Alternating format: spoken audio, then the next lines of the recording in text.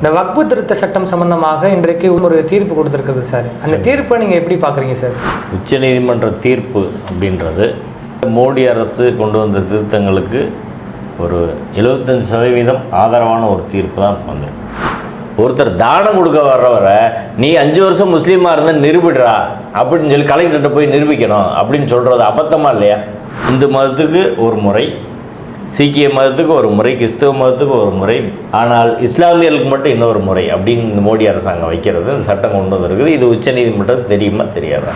திருப்பதி கோயில், காசி விஸ்வநாதர் கோயில், வைஷ்ணவி தேவி கோயில், மீனாட்சி அம்மன் கோயில், ராமநாதபுரம் கோயில், ஸ்ரீரங்கம் கோயில், சிதம்பரம் கோயில், இங்கே எங்காவது இந்துக்கள் அல்லாதவர்கள் போய் அந்த நிர்வாகத்தில் அறங்காவலருக்குள்ளே போட முடியுமா சொல்லுங்கள்? இந்த மதத்தில் 5 வருஷம் இருக்கிறவங்க தான் நீங்கள் டொனேஷனே கொடுக்க முடியும் அப்படின்னு சொல்கிறது முழுக்க முழுக்க அரசியல் சட்டத்துக்கு எதிரானது. வேலூர் இப்ராஹிம் மாதிரி பிஜேபியில் இருக்கக்கூடிய இஸ்லாமியில் போடலாம்ல. ஆனால் உச்சநீதிமன்றம் ஏதோ பஞ்சாயத்து மாதிரி பண்ணி இதை பண்ணியிருக்கிறாங்க. இது சரி கிடையாது அப்படின்றது தான். எஃப்ஓஎஸ் நேயர்களுக்கு நம்மோடு இன்றைக்கு இணைந்திருப்பது மதுரை உயர்நீதிமன்ற வழக்கறிஞர் வாஞ்சிநாதன் அவர்கள் இணைந்திருக்கிறார்கள். அவரோடு இன்றைக்கு சிறு உரையாடல் நிகழ்கிறது. சார், நிகழ்ச்சிக்கு உங்களை வரவேற்கிறேன். இந்த வக்ஃபு திருத்த சட்டம் சம்பந்தமாக இன்றைக்கு ஒரு தீர்ப்பு கொடுத்துருக்குது சார். அந்த தீர்ப்பை நீங்கள் எப்படி பார்க்குறீங்க சார்? உச்சநீதிமன்ற தீர்ப்பு அப்படின்றது மோடி அரசு கொண்டு வந்த திருத்தங்களை நாம் கடுமையாக எதிர்த்தோம். எதிர்ப்பாளர்களுக்கு இது வெற்றி இல்லை. கிட்டத்தட்ட மோடி அரசு கொண்டு வந்த திருத்தங்களுக்கு ஒரு 75% ஆதரவான ஒரு தீர்ப்பு தான் வந்துடும்.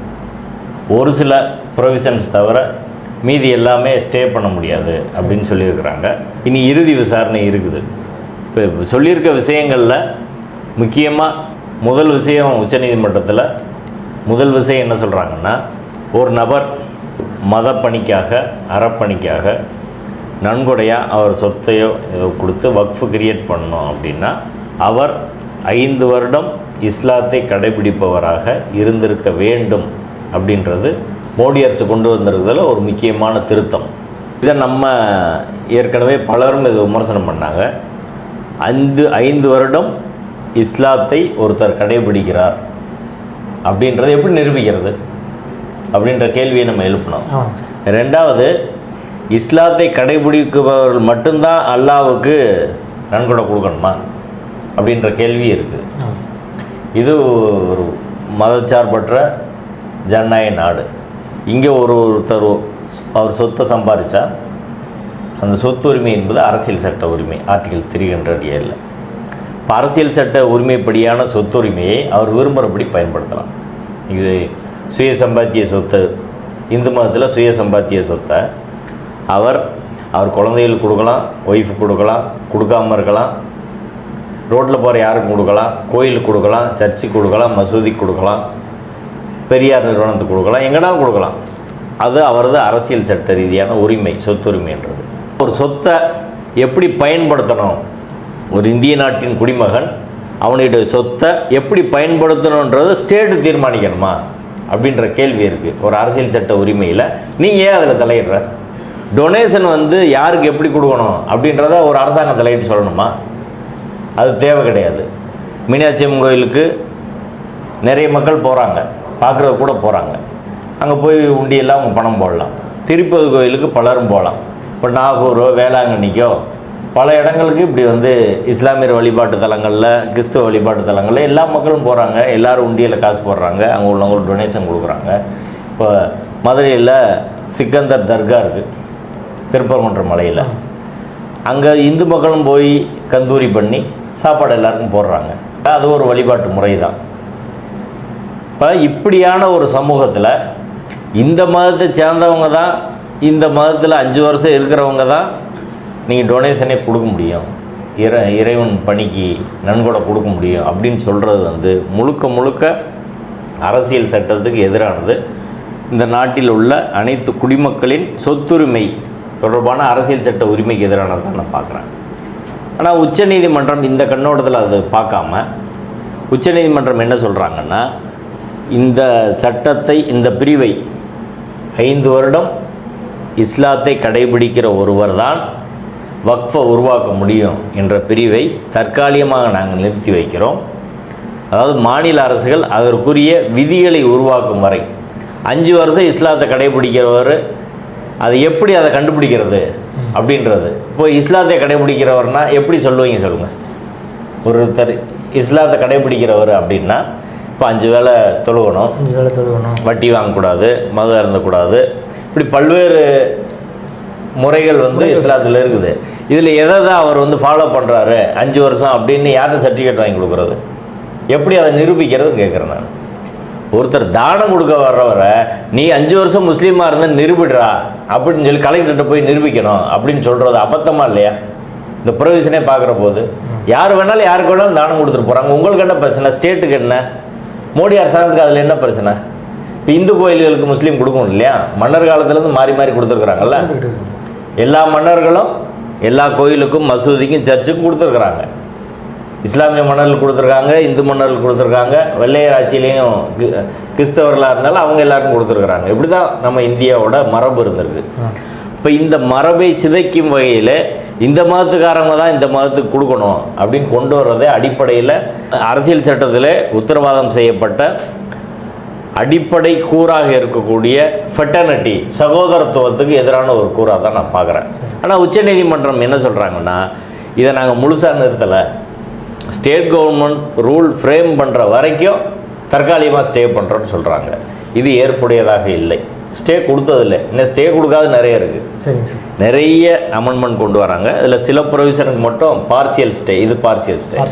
அடுத்து இன்னொன்று என்ன கொடுக்குறாங்கன்னா, மாவட்ட ஆட்சியர் டெசிக்னேட்டர் ஆஃபீஸர் வக்ஃபு சொத்து தொடர்பாக அது வக்ஃபு சொத்தா அரசு சொத்தா அப்படின்னு ஒரு டிஸ்பியூட் வந்தால் அதை டெசிக்னேட்டர் ஆஃபீஸர் விசாரித்து கலெக்டர்கிட்ட ரிப்போர்ட் கொடுத்து அதற்கு பிறகு அது இங்கே போர்டுக்கு போய் அரசு சொத்தா வக்ஃபு சொத்தான்றதை பேரை மாற்றணும்னு சொல்கிறாங்க. இது கொண்டு வந்திருக்கிற திருத்தம். இந்த திருத்தத்தில் உச்சநீதிமன்றம் இதை இப்போ ஸ்டே பண்ணியிருக்கு. என்ன அடிப்படையில்னா, ஒரு சொத்து அரசு சொத்தா வக்ஃபு சொத்தா அப்படின்ற கேள்வி வந்தாலே நீங்கள் அது வக்ஃபு சொத்தாக கருதப்படக்கூடாது, அரசு சொத்தாக தான் கருதணும்னு சொல்லி விசாரணைக்கு முன்னாடியே அவங்க சைடு டாக்குமெண்ட் எல்லாம் மாற்றி பொசிஷன் அங்கே போகிற மாதிரி அனுபவத்தை அங்கே கொடுக்குற மாதிரியான ஒரு ப்ரொவிஷன் கொண்டு வந்திருந்தாங்க. ரெண்டாவது, அரசாங்கத்துக்கும் வக்ஃபுக்கும் தான் பிரச்சனை அப்படின்னா அரசாங்க அதிகாரியை அதை விசாரித்து அதில் தீர்ப்பு சொல்கிறது என்ற முறையில் அது இருக்குது. அதனால் அதை மட்டும் ஸ்டே பண்ணியிருக்காங்க. மூன்றாவதாக உச்சநீதிமன்றம் செய்திருப்பது சென்ட்ரல் வக்ஃபு கவுன்சில், மத்திய வக்ஃபு கவுன்சில், மாநில வக்ஃபு கவுன்சில்.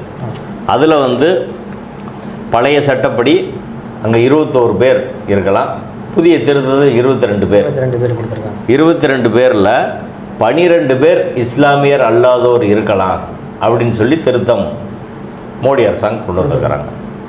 இப்போ 12 பேர் என்பது மெஜாரிட்டியாக இருக்குது. அதனால் இப்போ சுப்ரீம் கோர்ட் என்ன சொல்லியிருக்காங்கன்னா, 4 பேர் இஸ்லாமியர் அல்லாதோர் இப்போதைக்கு இருக்கலாம் அப்படின்னு ஒரு தற்காலிகமாக ஒன்று சொல்லியிருக்கிறாங்க. ஸ்டேட் கவர்மெண்ட்டோட வக்ஃபு கவுன்சிலில் இங்கே 14ல் 7 பேர் இருக்கிற மாதிரி இஸ்லாமியர் அல்லாதோர் 7 பேர் இருக்கலான்றதை 3 பேராக இப்போ குறைச்சி இடைக்காலமாக ஒரு உத்தரவு பிறப்பிச்சிருக்காங்க. இப்போ இந்த உத்தரவு சரியா அப்படின்னா, அடிப்படையில் ஒரு இஸ்லாமியர்களின் மத நிறுவனத்தில் மற்ற மதத்தை சேர்ந்தவர்கள் ஏன் போய் நிர்வாகம் பண்ணோம் அப்படின்ற கேள்வி இருக்குல்ல, ஓகேங்களா? இது இஸ்லாமியர்களின் வழிபாட்டு உரிமையை பாதிக்குதா இல்லையா? அவர்களின் அரசியல் சட்ட உரிமையை பாதிக்குதா இல்லையா? இப்போ ஆர்டிகல் 25ல் ஒருவர் தான் விரும்பும் மதத்தை தேர்ந்தெடுத்து அதை ஃபாலோ பண்ணுறதுக்கு, அதை ப்ராக்டிஸ் பண்ணுறதுக்கு, அதை பிரச்சாரம் செய்வதற்கு எல்லா உரிமையும் ஆர்டிகல் 25ல் இருக்குது. ஆர்டிகல் 26ல் ஒரு நிறுவனத்தை, மத நிறுவனத்தை உருவாக்கி அதை பயன்படுத்துவது, நிர்வாகம் பண்ணுறது என்பதற்கான எல்லா உரிமையும் அரசியல் சட்டம் வழங்கி இருக்குது. ஆர்டிகல் 29ல் பண்பாட்டு உரிமையாக இந்த உரிமையெல்லாம் அங்கீகரிக்கிறாங்க. இப்போ ஒரு பண்பாடு, இஸ்லாமியரில் பொறுத்தவரை மதமும் பண்பாடும் சேர்ந்தது தான், அப்படி தான் இருப்பாங்க. அப்படி இருக்கிற போது பண்பாட்டு உரிமையை பாதுகாக்கிறது அப்படின்றது மதத்தையும் சேர்த்து பாதுகாக்கிறதா. இப்போ அவங்க விரும்பின முறையில் அவங்க மதத்தை ஃபாலோ பண்ணுறது, அமுல்படுத்துறது அப்படின்னு செய்கிறதுல உனக்கு என்ன பிரச்சனைன்னு கேட்குறேன். இஸ்லாமிய மத நிறுவனங்களில் இஸ்லாமியர் அல்லாதவரை கொண்டு போய் நுழைப்பதின் நோக்கம் என்ன அப்படின்ற கேள்வி இருக்குல்ல, என்ன காரணம்? இப்போ திருப்பதி கோயில், காசி விஸ்வநாதர் கோயில், வைஷ்ணவி தேவி கோயில், மீனாட்சி அம்மன் கோயில், ராமநாதபுரம் கோயில், ஸ்ரீரங்கம் கோயில், சிதம்பரம் கோயில், இங்கே எங்கேயாவது இந்துக்கள் அல்லாதவர்கள் போய் அந்த நிர்வாகத்தில் அறங்காவலருக்குள்ளே போட முடியுமா சார்? இல்லை, முடியாது சார். ஏற்றுக்குருவாங்களா? இல்லை, அப்படி ஏற்றுக்க மாட்டாங்க. அப்படி ஏற்றுக்கிறாத போது இந்து மத நிறுவனங்கள், சரி கிறிஸ்தவ மத நிறுவனங்களில் வேற ஆள் போட முடியுமா? அது ஏற்றுக்க மாட்டாங்க சார். சீக்கிய மத நிறுவனங்களில் வேற ஆள் போட்டுருவீங்களா நீங்கள்? மோடி அரசாங்கம் சட்டம் கொண்டு வந்து பார்க்கட்டும். சீக்கிய மத நிறுவனங்களில் சீக்கிய அல்லாதவரை அங்கே அந்த கமிட்டியில் போடுறதுக்கு நீங்கள் முயற்சி பண்ணுங்கள், சட்டம் கொண்டு வாங்க பார்ப்போம். செஞ்சுருவீங்களா? அதை ஏற்றுக்குருவாங்களா சொல்லுங்கள். அப்போ இந்திய அரசியல் சட்டத்தின் பிரிவு 15 இனம், மொழி, சாதி, மதம், பாலினம் அடிப்படையில் யாரையும் பாகுபடுத்தக்கூடாது அப்படின்னு சொல்கிறீங்க. இப்போ இந்து மதத்துக்கு ஒரு முறை, சீக்கிய மதத்துக்கு ஒரு முறை, கிறிஸ்தவ மதத்துக்கு ஒரு முறை, ஆனால் இஸ்லாமியர்களுக்கு மட்டும் இன்னொரு முறை அப்படின்னு இந்த மோடி அரசாங்கம் வைக்கிறது, இந்த சட்டம் கொண்டு வந்துருக்குது. இது உச்சநீதிமன்றம் தெரியுமா தெரியாதா? இது எப்படி செய்ய முடியுன்ற கேள்வி இருக்குல்ல. இந்த விசாரணை ஆரம்பத்திலே முதலே உச்சநீதிமன்றம் இதே கேள்வியை கேட்டாங்க. நீங்கள் திருப்பதி கோயிலில் வந்து ஹிந்து அல்லாதவரை போடுவீங்களா? ஏன் அங்கே கூட்டுற வேலை கூட வேறு மதத்துக்காரர் இருக்கக்கூடாதுன்னு சொல்கிறோம். கூட்டுற வேலை கூட இருந்தவங்க நீக்கிட்டாங்க. யாருமே வேறு அதாவது பூஜை பண்ணுறது மட்டும் இல்லை, எந்த வேலையுமே மாற்று மதத்துக்காரங்களை செய்யக்கூடாது அப்படின்னு கொண்டு வரான். நீங்கள் இஸ்லாமிய மத நிறுவனங்களில் நிர்வாகம் செய்யக்கூடிய மாநில அளவில், ஒன்றிய அளவில், நாட்டு அளவில், தேசிய அளவில் நிர்வாகம் பண்ணக்கூடிய உயர்ந்தபட்ச அமைப்பிலேயே இஸ்லாமியர் அல்லாதவரை நியமனம் பண்ணலாம் அப்படின்னு பிரின்சிபலாக சுப்ரீம் கோர்ட் ஏற்றுக்கிட்டு எண்ணிக்கையை மட்டும் குறைங்க அப்படின்னு இடைக்காலமாக போடுறது எந்த வகையில் சரி? இது அவங்க இஸ்லாமியர்கள் சட்டத்தின் முன் சமம் அப்படின்ற உரிமையை பாதிக்குதா இல்லையா? எல்லாரையும் ஒரே மாதிரி தான் நடத்தணும் இந்த நாட்டில். இப்போ இந்துக்களுக்கு, கிறிஸ்தவர்களுக்கு, சீக்கியர்களுக்கெல்லாம் ஒரு நீதி, இஸ்லாமியர்களுக்கு ஒரு நீதினா இது எப்படி சரியாக இருக்கும்? அப்போ உச்சநீதிமன்றம் நேரடியாக ஆர்டிகல் 14 வயலேஷனை பார்க்கல, ஆர்டிகல் 15 வயலேஷனை பார்க்கல, ஆர்டிகல் 25 வயலேஷனை பார்க்கல, ஆர்டிகல் 26 வயலேஷனை பார்க்கல, ஆர்டிகல் 29 வயலேஷனை, பண்பாட்டு உரிமைன்றது பார்க்கல. இது எப்படி சரியாக இருக்குன்றது தான். அப்போ இது இந்த கவுன்சில் தொடர்பாக அதில் நான் முஸ்லீம் இருக்கலாம் அப்படின்றது இறுதியாக எப்படி வரும்ன்றதும் இப்போ தெரியல. ஆனால் கொஞ்சம் பேர் இருக்கலாம்னா முஸ்லீமாக போடுறது முன்னாடி தேர்தல், இப்போ எப்படின்னா அரசாங்கம் தான் நியமிக்கும். இப்போ அரசாங்கம் நியமிக்கிற போது வேலூர் இப்ராஹிம் மாதிரி பிஜேபியில் இருக்கக்கூடிய இஸ்லாமியில் போடலாம்ல, இப்போ மெஜாரிட்டி வந்துடும். ஆமாம். அப்போ அவங்க என்ன நினச்சாங்களோ அது நோக்கம் நிறைவேறும் அப்படின்றதான். அப்போ இஸ்லாமியர் அல்லாதோர் அதில் நியமிக்கிறது அப்படின்றதே அடிப்படையில் தவறான ஒரு அணுகுமுறை, அரசியல் சட்டத்துக்கு விரோதமான அணுகுமுறை, அதை செய்யக்கூடாதுன்றதான். ஆனால் உச்சநீதிமன்றம் ஏதோ பஞ்சாயத்து மாதிரி பண்ணி இதை பண்ணியிருக்கிறாங்க. இது சரி கிடையாது அப்படின்றது தான்.